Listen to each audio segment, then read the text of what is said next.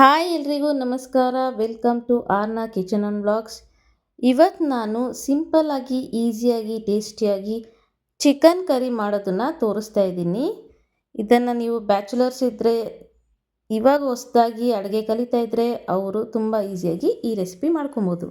ಇದನ್ನು ಮಾಡೋದಕ್ಕೆ ಮೊದಲಿಗೆ ಒಂದು ಮಿಕ್ಸಿ ಜಾರ್ಗೆ ಒಂದು ಸಣ್ಣ ಈರುಳ್ಳಿ, ಕಟ್ ಮಾಡಿ ಇಟ್ಕೊಂಡಿರೋವಂಥ ಈರುಳ್ಳಿ, ಒಂದು ಸಣ್ಣ ಸೈಜ್ನ ಟೊಮೆಟೊ, ಸ್ವಲ್ಪ ಕೊತ್ತಂಬರಿ ಸೊಪ್ಪು, ಒಂದು 4 ಗೋಡಂಬಿ,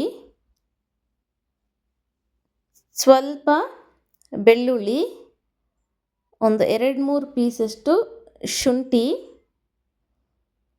ಒಂದು ಹಸಿಮೆಣಸಿನ್ಕಾಯಿ ತೊಗೊಂಡಿದ್ದೀನಿ, ಜೊತೆಗೆ 4 ಲವಂಗ, 2 ಚಕ್ಕೆನ ತೊಗೊಂಡಿದ್ದೀನಿ.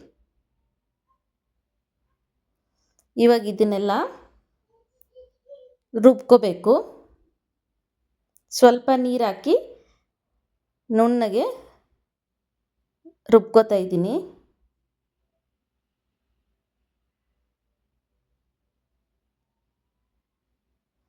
ಈಗ ಇದಕ್ಕೆ ಇದೇ ಮಿಕ್ಸಿ ಜಾರ್ಗೆ 2 ಸ್ಪೂನ್ ಆಗುವಷ್ಟು ಧನಿಯಾ ಪೌಡರ್. ಈ ಧನಿಯಾ ಪುಡಿಗೆ ಯಾವುದೇ ಬೇರೆ ಪೌಡರನ್ನು ಮಿಕ್ಸ್ ಮಾಡಿಲ್ಲ, ಬರೀ ಧನಿಯಾ ಪುಡಿ ಅಷ್ಟೇ ಇದು. ಇದನ್ನು 2 ಸ್ಪೂನ್ ತಗೋತಿದ್ದೀನಿ.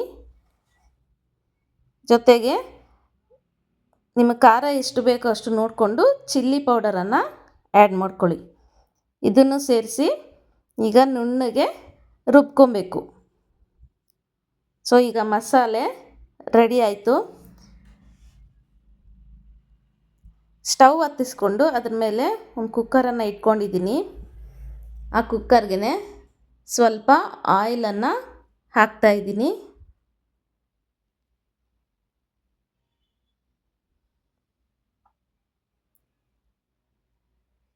ಎಣ್ಣೆ ಸ್ವಲ್ಪ ಕಾದಿದ್ದಾದಮೇಲೆ ಇದಕ್ಕೆ ಒಂಚೂರು ಈರುಳ್ಳಿಯನ್ನು ಹಾಕೋತಾ ಇದ್ದೀನಿ.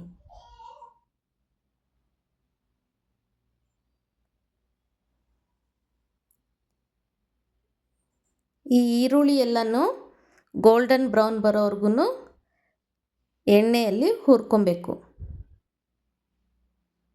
ಈಗ ನೋಡಿ, ಇದು ಬ್ರೌನ್ ಕಲರ್ ಆಗಿದೆ. ಇದಕ್ಕೆ ಅರ್ಧ kg ಸ್ಮಾಲ್ ಬ್ರಾಯ್ಲರ್ ಈ ಚಿಕನ್ ಎಲ್ಲ ಹಾಕ್ಕೊಂಡು ಎಣ್ಣೆಯಲ್ಲಿ ಫ್ರೈ ಮಾಡ್ಕೊಬೇಕು. ಚಿಕನ್ನಲ್ಲಿರುವಂಥ ನೀರಿನ ಅಂಶ ಎಲ್ಲನೂ ಎಣ್ಣೆಯಲ್ಲಿ ಬಿಟ್ಕೊಳ್ಳೋ ಥರ 1 ನಿಮಿಷ ಅಥವಾ 2 ನಿಮಿಷ ಎಣ್ಣೆಯಲ್ಲೇ ಫ್ರೈ ಮಾಡಬೇಕು. ಆವಾಗ ಚಿಕನ್ನಲ್ಲಿರುವಂಥ ಹಸಿ ವಾಸನೆ ಎಲ್ಲನೂ ಹೋಗುತ್ತೆ. ಉಪ್ಪು ನಿಮಗೆ ಚೆನ್ನಾಗಿ ಹಿಡ್ಕೊಳ್ಳುತ್ತೆ ಚಿಕನ್. ಇದಕ್ಕೆ ಸ್ವಲ್ಪ ಅರಿಶಿಣ ಹಾಕ್ಕೊತಾ ಇದ್ದೀನಿ.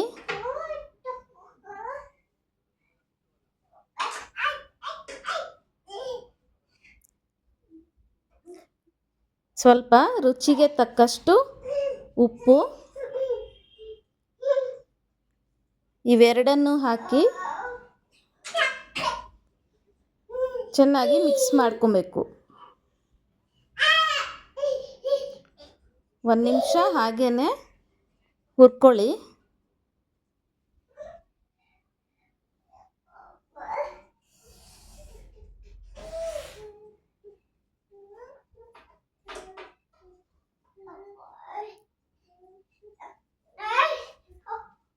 ಇವಾಗ ಇದಕ್ಕೆ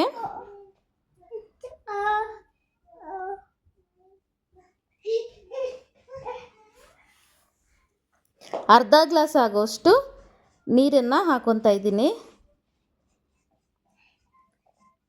ನೀರು ಹಾಕ್ಕೊಂಡು ಒಂದು ಸತಿ ನೀಟಾಗಿ ಬೆರೆಸ್ಕೊಳ್ಳಿ. ಈಗ ಕುಕ್ಕರ್ ಮುಚ್ಚಳವನ್ನು ಮುಚ್ಚಿಟ್ಟು 1 ವಿಜಿಲ್ ಕೂಗಿಸ್ಕೊಬೇಕು. ಸ್ಮಾಲ್ ಬ್ರಾಯ್ಲರ್ ಆಗಿರೋದ್ರಿಂದ 1 ವಿಜಿಲ್ಗೆ ನಿಮಗೆ ಚಿಕನ್ ಬೇಯುತ್ತೆ.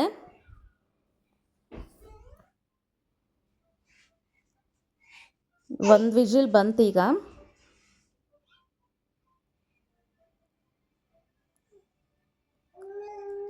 ಲಿಡ್ಡನ್ನು ಓಪನ್ ಮಾಡ್ತಾಯಿದ್ದೀನಿ.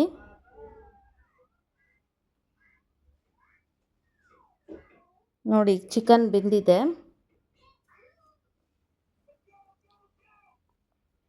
ಈ ಚಿಕನ್ಗೆ ರುಬ್ಬಿಟ್ಕೊಂಡಿರುವಂಥ ಮಸಾಲೆಯನ್ನು ಹಾಕ್ಕೊತಾ ಇದ್ದೀನಿ.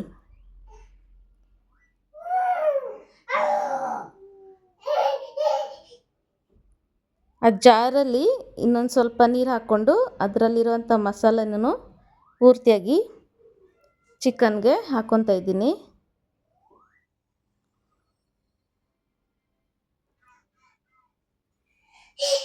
ಈಗ ಇದನ್ನೊಂದು ಸರಿ ನೀಟಾಗಿ ಬೆರೆಸ್ಕೊಳ್ಬೇಕು.